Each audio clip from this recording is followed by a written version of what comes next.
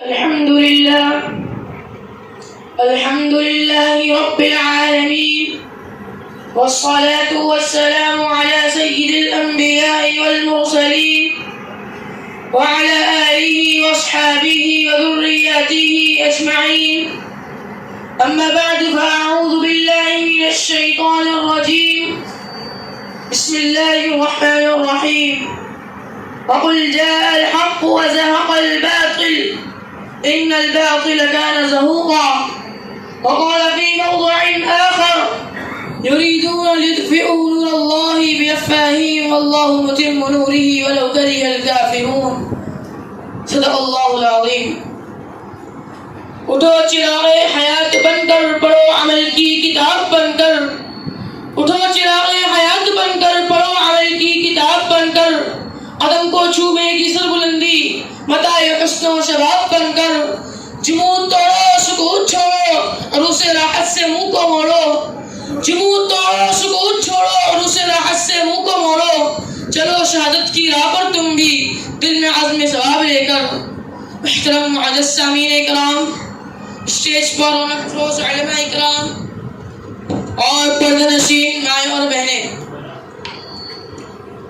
تاریخ کے اوراق اس بات کے گواہ ہیں کہ اس سرزمین پر حق و باطل کا تصادم روز اول ہی سے جاری ہے، اور یہ سرزمین ہر زمانے میں کفر و ایمان کی رزم گاہیں خیر و شر رہی ہے.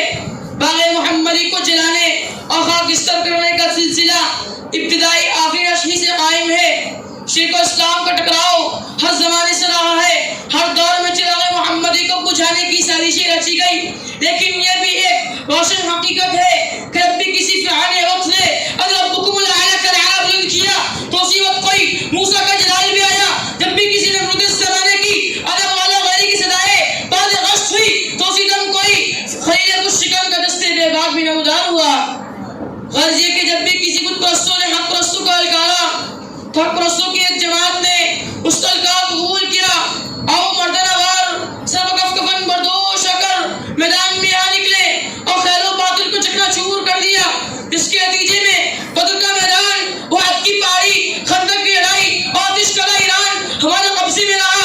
اندلس کی سرزمین، البرا کا میدان، فرانس کا معرکہ اور بلوچ کی زمین کے ہم تنہا مالک رہے. باغلہ کی گلی، افریقہ کے جنگلات اور ہندوستان کا صوبہ پیشاور ہمارے زیر حکومت رہا. مصر سے ایشیائی کوٹک تک، فارس سے اسکندریہ تک، خراسان سے آذربائیجان تک ہم نے اسلامی جھنڈا لہرایا. فرانس کا صوبہ ابتیانا اور بورگونیا سے کوئے کاف تک اور ہندوستان کے سرحد آسام سے کنیا کماری تک نعرہ توحید ہم نے بلند کیا. تھے ہمیں ایک ترے معرکہ آراؤں میں، تھے ہمیں ایک ترے معرکہ آراؤں میں، خشکیوں میں اڑتے کبھی دریاؤں میں. دی آزادی ہم نے یورپ کے کلیساؤں میں، دی آزادی ہم نے یورپ کے کلیساؤں میں، کبھی افریقہ کے دبتے ہوئے صحراؤں میں. شان آنکھوں میں نجستی تھی جہاداروں کی، شان آنکھوں میں نجستی تھی جہاداروں کی، کلمہ پڑھتے تھے چھاؤں میں تلواروں کی.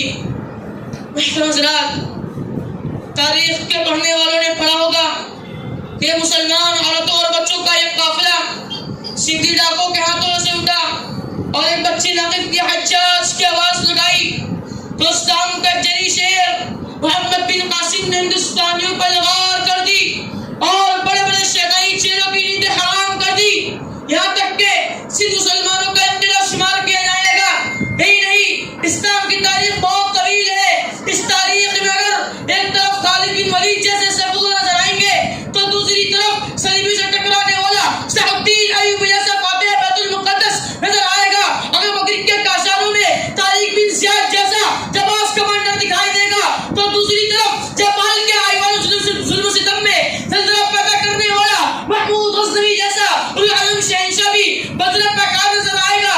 اگر محصول کی دھرتی پر جامع شہادت نوش کرنے والا ٹیپو سلطان جیسا شمع توحید الرسالت کا بے باک پروانہ ملے گا تو دوسری طرف جلال آباد کی سرزمین پر حمزہ رضی اللہ عنہ کی سنت کو زندہ کرنے والا شفیع احمد جیسا وسطانہ شہادت دکھائی دے گا. حضرات، میں پوچھنا چاہتا ہوں کہ کون سی طاقت تھی جس نے مسلمانوں کو اتنا جری بنا دیا تھا کہ ہزاروں میل کے فاصلے پر بھی دشمنوں کو اس انداز میں جواب دیتے تھے کہ اتفاق و اتحاد کی برکت نہیں تھی